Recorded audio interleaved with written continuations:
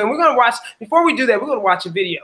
So one of the things that we look at in the elm tree of mastery is effort, learning, and improving, and learning that mistakes are okay. So we're gonna get our video coming up. But what I want to say is that one of the things that I knew that when I was growing up was that we used the term called the cream always rises to the top. And what happens with the cream always rises to the top is that when you have an effort, it doesn't matter where you start, that if you continue with it and you learn from your mistakes and you keep with the effort, that you'll get better and you'll get better. So what I want to ask before we get started, right where you are, just start thinking of a time that when you first started this project or this new job or one of your kids were not as good, but their effort showed improvement and they became really, really good at it, or even yourself. If you just sit for just a second, just think the cream always rises to the top. That's kind of going to lead into what we're talking about with this next video. Effort. Learning and improving, and mistakes are okay. You guys any thought about any time that you were really not that great at something and you became really good at it over time? I'm not really good at it yet, but my grandmother always said that every year you got to try something new you never did before. So I decided this spring to try to play tennis, which is something I have never done in my life.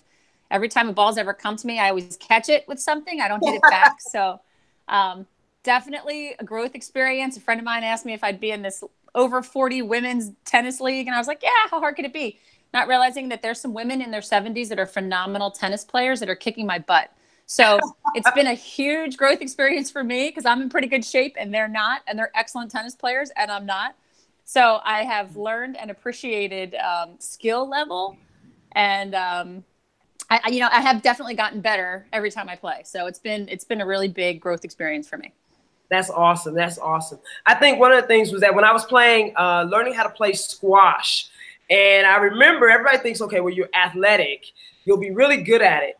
But no, because the ball drops. And so what I realized that if I just keep going and keep practicing, I became better and better and better. And this is the principle that we get ready to go into, the elm tree of mastery. And it's all about effort over talent. We always hear the little phrase that hard work beats talent anytime talent fails to work hard.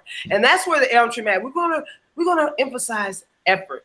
So one of our national board members, Dr. Carol Dweck, is going to have a video from her that is going to talk about effort over talent.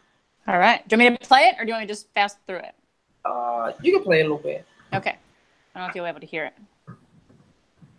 If you don't, it's okay. Yeah. Hold on. Yeah, I don't think you'll be able to hear it because I have it on my screen share, but that's right. So we'll just pretend she did. Fast forward. So what did you get from did you find anything after watching the video, anyone can answer this, that stood out to you in this video? Anything stood out when we're praising effort over talent? I think what stood out for me watching it, I totally believe in everything she's saying about praising effort over talent. But when she said, if you ask my players, would they say that I value effort over talent? I'm hoping they would say yes, but I don't know for sure if you asked my players that. I'd like to think they would. I think that is a phenomenal thing. Does anybody else have anything to say about the video? Yeah, I hate, I don't want to be difficult, but I just wonder, like, what do you do with the kid that maybe he's not trying as hard, but he's better than everybody else. So his talent is still dominant, even though maybe he's not having to work as hard.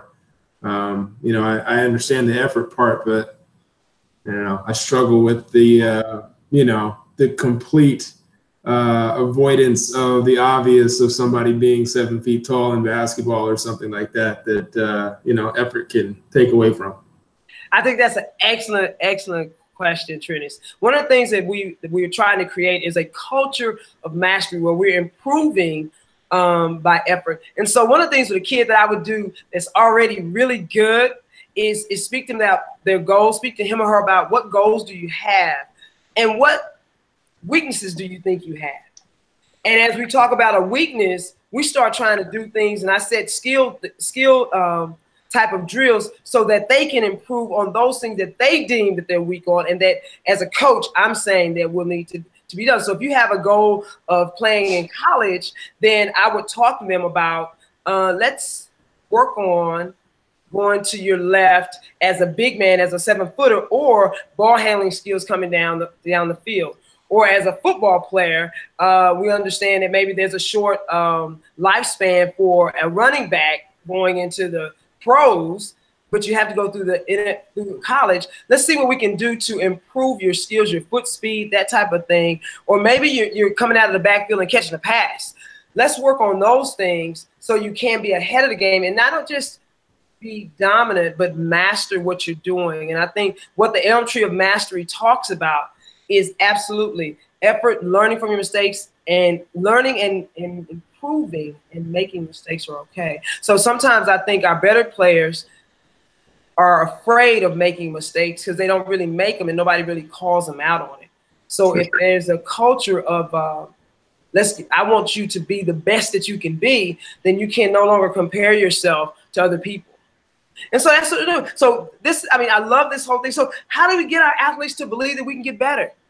Can you talk to someone, turn to someone there next to you and see, ask the question, how do you believe, let's just share that your athletes can get better. How do they believe that they can get better? Take a couple of seconds. Yeah. Mm-hmm. Dun, dun, dun, dun, dun, dun. So one of the things that we look at what Carol Dweck was talking about is one of the things is just telling them, just telling them, and making an emphasis. So we go back to values. If you say you value effort, but you don't call it out or notice effort, then there's always an issue with that. And so the kids will pick that up really quick. But if you have things that you say, when I had a kid that was 4 foot nothing, and his effort was tremendous. The team that we had at that time, my 8 and under boys, they were not very good. However, this little one gave so much effort, and I would always try to praise him for that because he was obviously smaller, didn't have the skills, but his heart was huge. He was contagious with his effort. And so after we played the first game, we lost, and everybody kind of knew that. The second game we lost, but we were getting better and better because we would start having this thing we call purposeful effort. I think Dr. Dweck talks about purposeful effort, not just running all over the court, but literally let's box out more and go for the rebound. Let's look up the floor and pass the ball. Let's put 2 hands on the ball and pass it. Let's work on the opposite hand. And in that, coaches, I know if there's something in this that maybe triggers something that can help you improve. Maybe you're already a good team. You guys are experts, and what we here at Positive Coaching Alliance is to support you and maybe give you some more guidelines on improving your team. So tell them that you value their effort. How about being a noticer? How many times in practice, if you can think about this one and maybe share, have you done any type of drill or setting thing that allows you to notice what a player, how much effort they've done, or if they've even improved on something? I'm a crazy person for explaining to my kids about like keeping their sticks up in the air. I coach lacrosse, little girls lacrosse, and they always have their sticks down like this all the time. And if a kid has a stick up in the air, if they're on defense, I don't even care if they're anywhere near the ball. I'm like flipping out, like, that's awesome. Look at her with her stick up. And I call them out all the time. And eventually a ball will come towards them and they will actually touch it with their stick. And I mean, catching it's a whole nother story, but at least seeing them, having their stick in the right position is just huge for me. So I'm constantly shouting that out. Anything else? Anyone else? Yeah, I mean, when coaching for me, I always try to make sure that I associate their success with their effort. So, if you make a shot that's associated with the work that you did previous to that, or the footwork, or something outside of just the ball going in the hole. So it's more of like I said, association with the action steps previous to the successful thing than just that successful thing. That's awesome. One of the things that I would do at the end of our practice, especially my younger ones, is that they would have a box of goodies, which would be some kind of stuffed animal or toy, and they would be able to go over, people would vote, the other kids would vote on who gave the most effort. It would be the top 2, and they would get to go to the box. It could be something as much as a little basketball or something, but that would emphasize for them, and they would really work hard for those little things. And then on a weekly basis, I would give them something a little bit bigger that would say, hey, for this month, for this week, you gave a tremendous effort, not only in the games, but in practice. And so that seemed to help them to kind of keep moving forward. And it also taught parents kind of to help them kind of emphasize doing something with effort. So let's keep. So we want to attribute success to our effort. Go to the next one. Let's see. Scoreboard. I can't read this. Okay. All right. So one of the things we talk about too is having the mastery. There's a mastery definition and a scoreboard definition. And the scoreboard, how many times do we talk about winning? Now, I can tell you right now, I was the worst. I have evolved. I'm reformed, I think. But I was the worst at yelling and trying to get the attention of players on the court for a mistake. And then I realized that, it's not all about the winning part of it, but it's also about teaching the kids how to be better people, better little humans, to grow up into being big humans. And so the scoreboard definition is all about winning. And that's where our culture is as in society is. It's about winning. And winning is all about the scoreboard. Winning is all about the results. The scoreboard definition also talks about comparing ourselves to others, and mistakes are not okay. So can you think about, just think about it, coaches, what it looks like, what what it looks like, or what it sounds like when one of your kids on this floor, on the field, has made a mistake. What is your facial expressions? What do you look like? What are you doing when they make a mistake? Not good. It was not good. I literally look at this and I have changed so much from my former years of coaching, and we have so many of our advisory councils that are successful coaches, and now they're all going towards positive coaching lines. Because what happens when we do that is that our kids just are fearful of making mistakes. We're only looking at the score and then comparing ourselves to a team that may be better. But what we can control is our effort and our attitudes. So that's where the mastery level comes in. And the mastery definition is effort, praising effort, learning and improving, and mistakes are okay. So I can tell you one of the things that, for me, learning from my mistakes was that I was so afraid of making mistakes. I realized this in college, that I would kind of play very small, meaning that I would, if coach wanted me to do something, or I would kind of get behind other players, and I wouldn't try to give my best because I didn't want to make a mistake. Now, one of the good things, I guess, at this point was that I was still pretty talented, but I knew as I was going through that I really wasn't giving up. And the reason why was that I didn't want to make a mistake, because my coach was a yeller and a screamer. And I remember in one game, we were going down the court. I was a sophomore playing at the University of Texas in San Antonio. And he was screaming and yelling because I made a mistake. And I turned, and my girl goes past me and makes a basket. And I remember thinking, well, what I don't want to do to my kids that I'm coaching is yell to where they take themselves out of the present moment to look and be terrified that they made a mistake. So one of the things that Elm-Tree Mastery, what I look at and see, is that it really teaches us to stay in the moment and give our best effort. to do the best we can, and without worrying about mistakes. That mistakes are okay because you're trying, that you're giving 100%, 100%. And so we want to look at the mastery definition, and we want to emphasize that to our players. Can you give me a time where you that effort really got you to where you want to be? Effort, can you think about it? Or a kid, or a time that you use? What do you use to get your kids to give the best effort possible? I have an example that I noticed my daughter's swim coach, because I was wondering how, like, their team's really, really good. And I said, how do you motivate kids to want to swim fast? Like, that just seems so boring to me, being in a swimming pool. And he said, every single day we race. Every day at the end of practice, we do some kind of a race, whether it's, tie a noodle around your waist and it could be a goofy relay race or it could be a serious race. But every practice ends with a race of some kind. So they get used to that.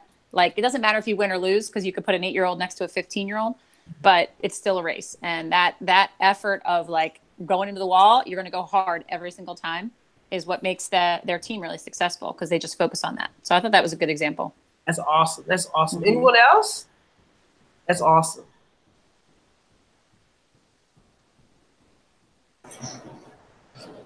I've had,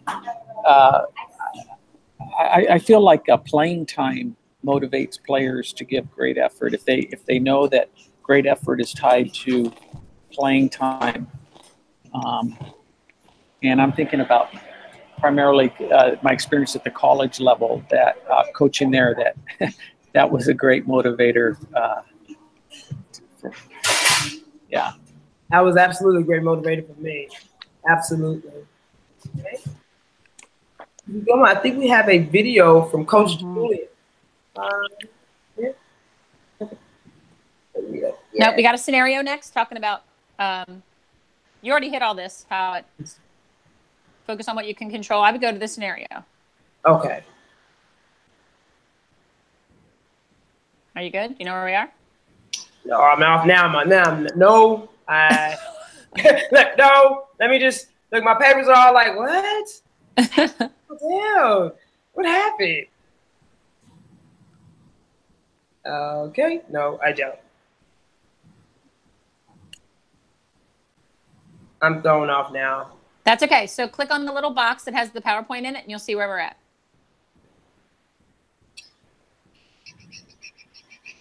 The little box at the bottom that has the PowerPoint will make it big on your screen. Oh, yeah. Oh. So you just told us the what, you told us the theory behind it, you got us talking. Now we're going to get into the how do we do it. So go for it. You got a scenario to help us figure out how to do it.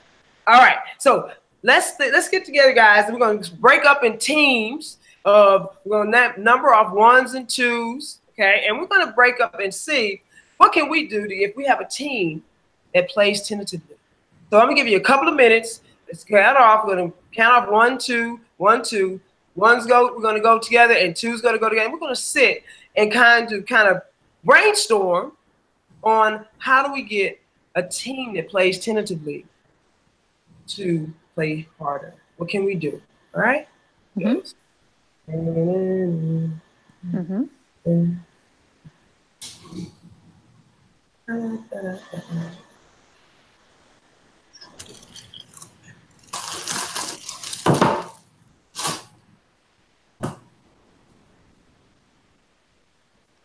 All right.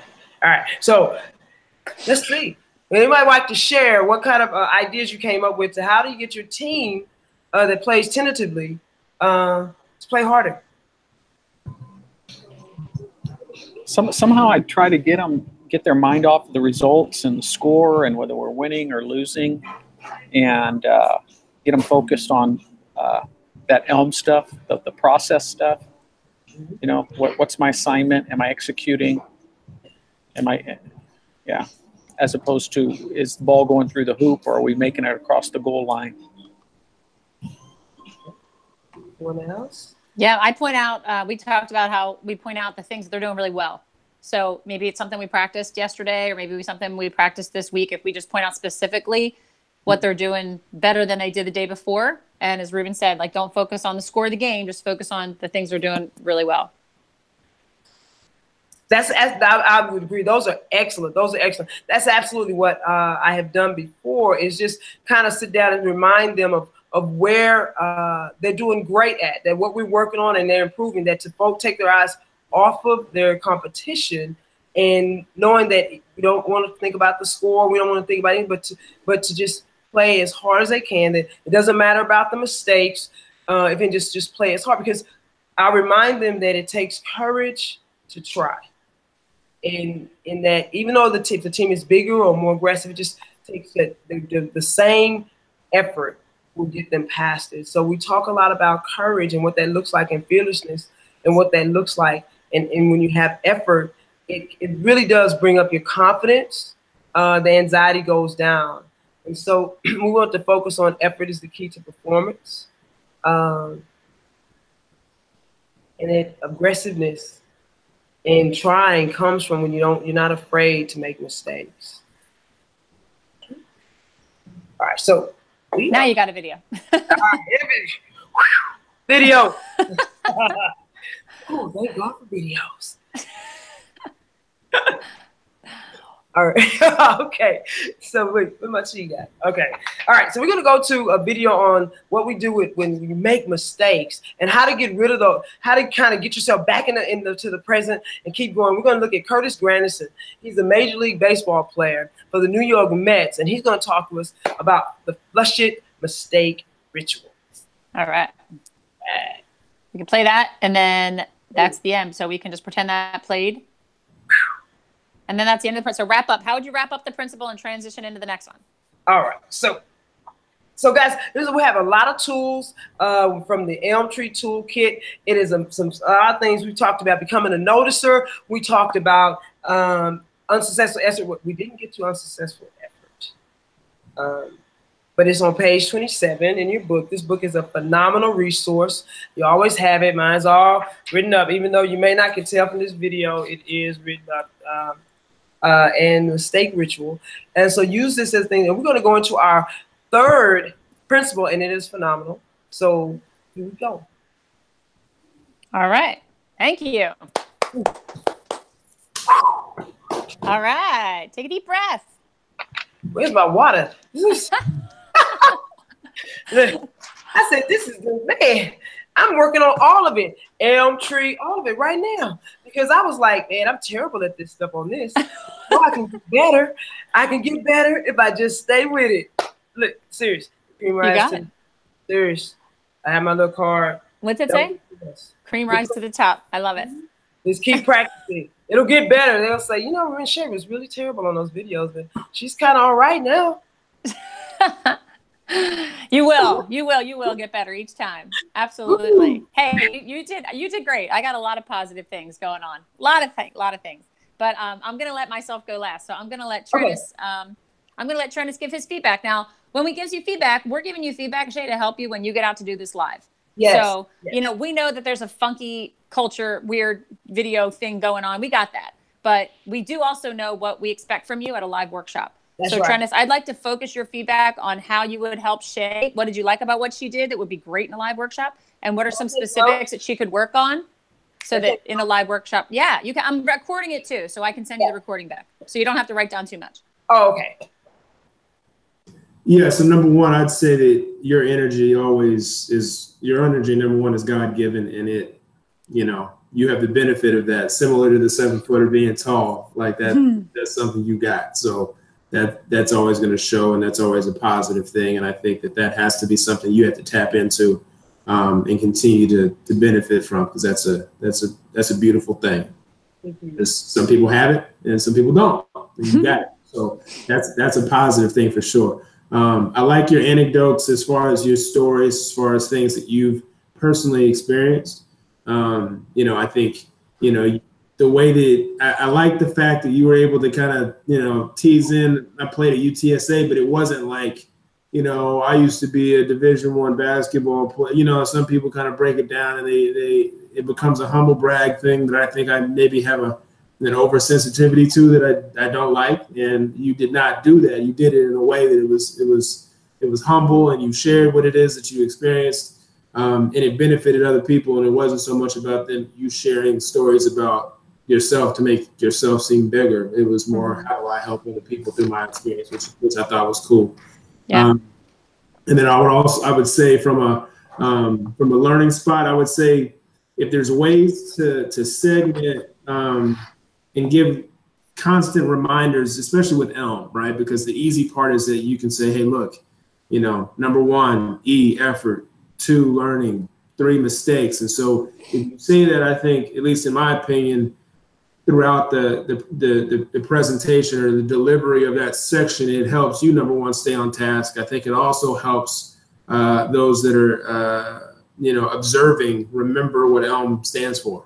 And so, you know, not overdoing it, but certainly at the end, when you say effort, learning, mistakes, you know, and making sure that that's something that's a bit of a mantra that hopefully is something that when someone gets in the car, and whatever the percentage is that they remember, that's one of them. You know, so I would say that, you know, and through that, that's practice and doing it and hearing it 17 million times. That has nothing to do with, you know, your inability to do it. It's just a matter of you seeing someone do it, and that's why you remembered it. Similar to a teacher, right? Like it's almost, it's that cadence that that for whatever reason all of us retain on. So, but like I said, that energy was awesome, and your ability to share your stories, you know, I think were beneficial and people will benefit from. Yeah, I agree. Ruben, I know you weren't on for the whole thing. Did you want to chime in?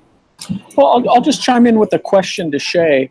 I'm curious, Shay, if there was anything in particular you were trying to focus on this time, maybe differently from your first demo. Anything in particular you were hoping to achieve that you maybe didn't achieve in the first demo? I was really trying to say more of my stories, but I'm going to tell you, before we started, I was like, I have no more story. I got scrambled, and I was really trying to make sure I had the information and then put the stories in there as a little smoother, like a little bit smoother, but I know as I keep doing it, it'll get better. So I'll know exactly where to put the stories in and kind of, so they can take away and allow them to have more say. So I was really kind of put in more experientials, but I know that didn't look like it, but I was trying to do that one a little bit better because I don't want to talk so much. So I'm getting kind of confused with me, like my videos and stuff. I do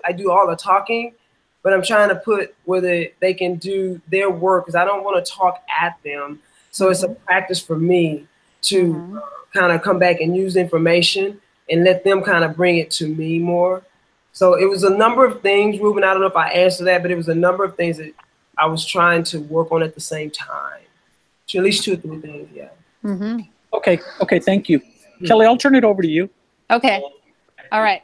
Shay, I agree with Trennis. I mean, your energy, your personality, your smile alone is going to captivate the people at your workshops. I do, you know, every workshop I do, when I get the evaluations at the end, and there's a part on the evaluation that says, part you like most about the workshop, and I get at least 10 people that say presenter's energy. So I always laugh at that because I worked so hard to make it such a great workshop, and all they need me to do is have energy. But but people like that, and you've got that. So you've got that factor in there, which is awesome. I think your stories worked in were great. I did notice that as a big difference, and I noticed that they were nice and short. What I'm going to ask you to do is make them. I want to know the name of the boy that you're talking about that was 4 foot nothing. Like, you can connect. There's a real gift. There's a real craft to telling a good story. Okay. And too many details is too long. But if I want to see what's going on, if you're telling me about a player, I want to get a picture of what this kid looks like. So he's 4 foot nothing, under 8 years old, but his effort is contagious. I want a name on that kid. I want to know just something about him. You know, maybe his shorts were down to his ankles. Like, I don't care what it is, but something that's going to make me remember that kid. Because the cool thing about that is, I don't know what his name was, but Tag, there you go. Later in the workshop, you can reference him. And I've done that. I've told a story and I've said, gosh, remember when I was telling you about Ashley? You know, think about what I could have done as a coach to help Ashley be better. Right. You know, and you've already set this. So that character, for lack of a better word, becomes part of your story and part of your workshop. And you can reference that. And then especially when you said, you know, you said at one point, gosh, I was terrible at this. Maybe there you can say, years ago, I would have screamed at Tag left and right because he was making mistakes. Now I realize that I'm appreciating his effort, and that's what makes him, you know what I'm saying? So use a story like that to help you.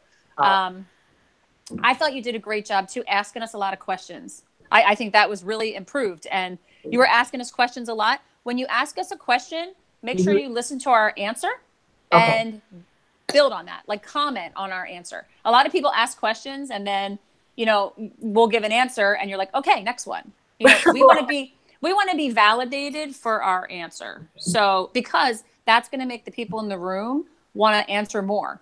If they feel like their answers are like, yeah, like instead of just saying, oh, good job, that's a good answer. Something like, wow, I love the way you did that with that player. Or I never thought about doing that way. Or that's really, or ask them, well, how did you do that? Right. Or how did that work for you? Or does that, do you coach boys? Do you coach girls? If you kind of give them one extra challenge, not every time, but if you do it in the beginning, they're going to start getting like, wow, she really wants my answers. And it gets them connected to you. Just a tip.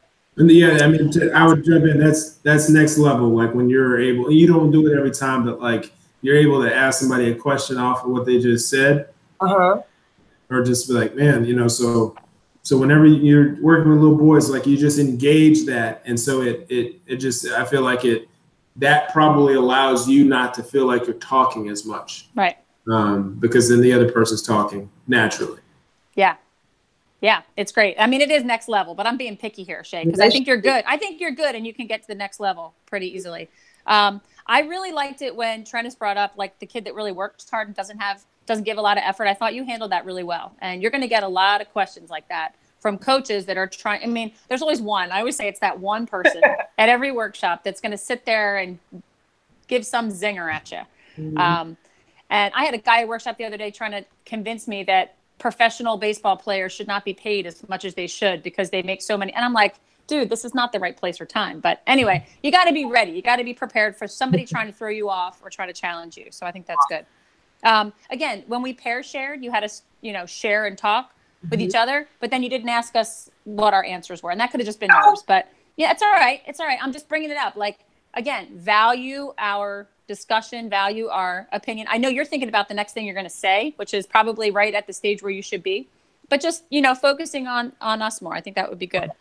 Let me see. Oh, I liked your box of toys. Like that's a concrete example. Those are rock solid, man. Those are things that I can go to practice tomorrow and do. I go to the dollar store, buy a bag of crap and give it out to my players. I mean, that is a tool that I can take with me. So those little stories like that, they're really, really valuable. So and I think dollar store too. You're right. It's just they just like stuff. You sharing your weaknesses and being exposed, I think is, I don't know, when I think about leaders, like even when you think about like people that are giving like the greatest political speeches ever, they're oftentimes due because someone talks about something that they sucked at. Yeah. That they were not the greatest, or they're talking about when they were a kid or they got kicked out of somewhere. Like when you become one of the audience almost, that allows you to do that, I think. So, talking about, what you were when you were competing, how you didn't deal with, you didn't want to put yourself in the front, spot yet, or, when you were coaching, whatever. Like, I just think that allows you to kind of humanize yourself as a presenter sometimes, which is pretty powerful. Yeah. I thought you did that really well. And your ability to laugh at yourself, that's a gift too, to be able to just like, I mean, even when I said, like, where you are, you're like, I have no idea where I am. And you're like laughing at yourself. I mean, that's going to happen in a workshop. You're going to click something and it's not going to go, or the power's going to go out, or something's going to happen. And, if you can't be there to laugh at yourself and just get yourself back on track, I mean, that was good. I thought that was good the way you handled that too. Yeah, no, it's good. It's all good. So here's what I want you to focus on, because I think you did great. You had us pair, you had us talk in teams. I think it's all good. When you think about the principles of there's, Elm Tree of Mastery, filling the emotional tank, honoring the game, there's two different sections. You've got the what is it? So you're going to like activate their prior knowledge. You want to ask these coaches, like, when have you experienced this? Where do you see this happening? I'm going to give you all the theory behind it. Mm-hmm. And then the second part of it is the tools, because these coaches want to know, how do I do this? Okay. And if I was going to ask you in that 20 minutes that you just went, how much time did you spend on the what and how much time did you spend on the how? What would you say? I was doing what mostly. No Yeah. tool. Yeah. Yep. No tool. You were doing almost all the what, which is good for them to have a foundation of the what. But guess how much more time we want you on the how? Right. Lots more. Now, that doesn't mean I want you to go 35 minutes on this principle, but the coaches want to walk away with tools. They want to walk away with, like what you said about giving out the box of toys or whatever, like, the toys to the players. That's a how. How do I get these kids to understand that effort is most important? Because remember, Carol Dweck in the beginning said, it's important that players know that coaches value effort. So in my mind as a coach, I'm going, how do I do that? And all the theories and all the abstracts and all that stuff. Okay, I got that. I want to know how. So the tools are put in there. The becoming a noticer, rewarding unsuccessful effort, mistake ritual. Those are the 3 tools. There's 9 tools in the book. We're only highlighting 3 of them. So we can highlight 3. You might be able to pull some out of your experience. But what about me? I'm a coach in your workshop. What do I do? You don't know because you didn't really ask me.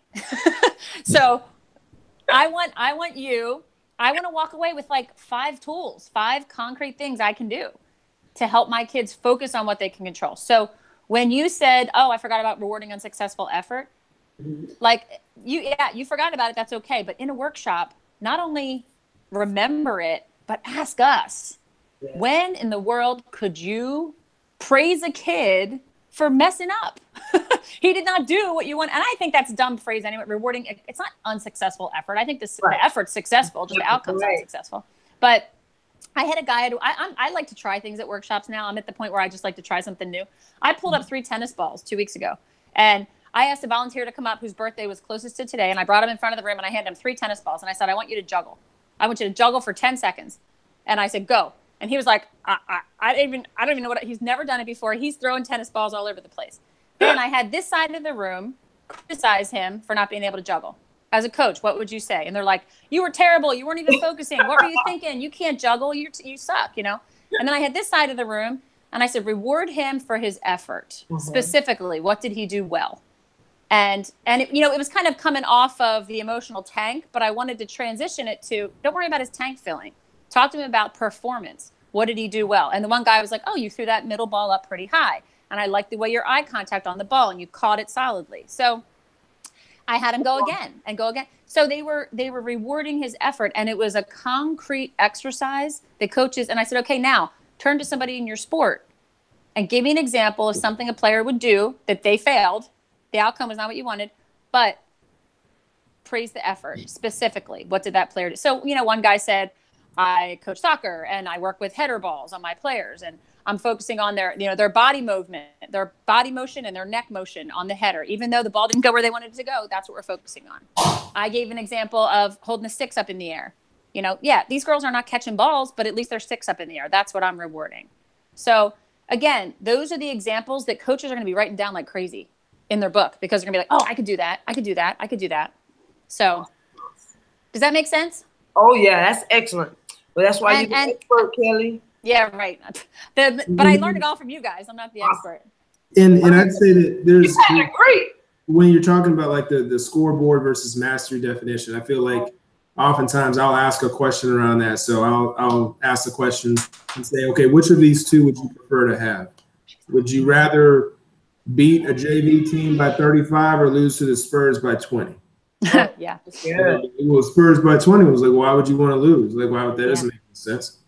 And then it at least gets them thinking about, okay, well, we're talking about something that's more of a long game, something that's aspirational, something that has more worth to it than somebody just saying you won or you had more points at the end of regulation, not really counting who you were playing type of deal. So at least it gets them triggering, and then at least it can kind of get you into the same mode where you're talking about separating mastery versus scoreboard.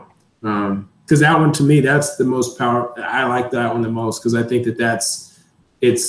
you're talking about like sports psychology and how you authentically give support to a kid versus just telling them good job. You're being specific with what they're doing and associating effort with success. All of those things that even if someone doesn't know how to play a sport, you can associate effort with success and how you compliment your players, not just telling them good job type of deal. So, you know, make it your own. Like I said, we're throwing a whole bunch of stuff at you, but you know, your stories are going to be just as good as they need to be, and oftentimes better than ours. So yeah, absolutely.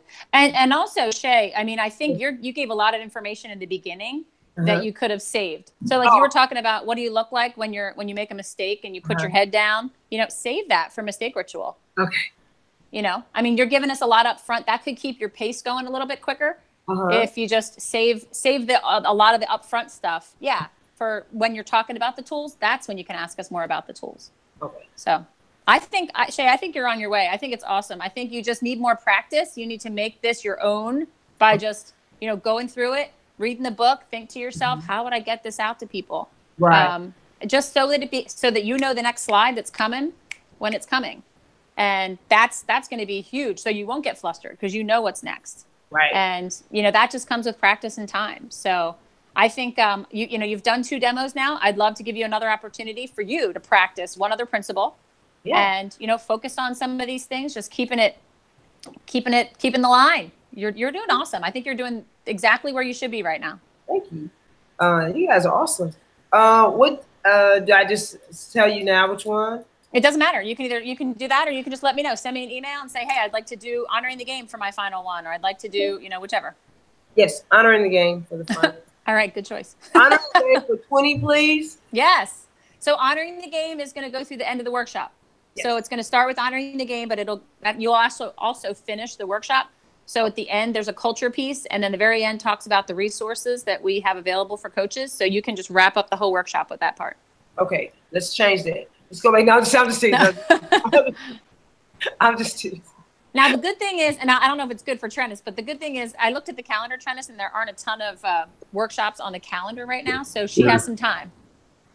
Exactly. Now, our busy time is oftentimes toward the end of the year and beginning of the year. So yeah, there's some space. So you got lots of practice time in here, Shay. When getting to some of the actual live workshops too, try to get those in a little bit so I can see more. So that'll work. I'll work it. I'll send you Shay, I'll holler at you. I plan on being down that way at some point awesome. This month. So maybe we can just spend a couple hours, you know, and for sure. Let it go where it goes. But if we want to practice, we can do that too. I think sometimes I used to practice with my wife and she didn't know what I was talking about. So yeah, but like maybe I wasn't. You know, so if I could be supportive in that, let's do that. But I'll reach out. For real, that's awesome. So.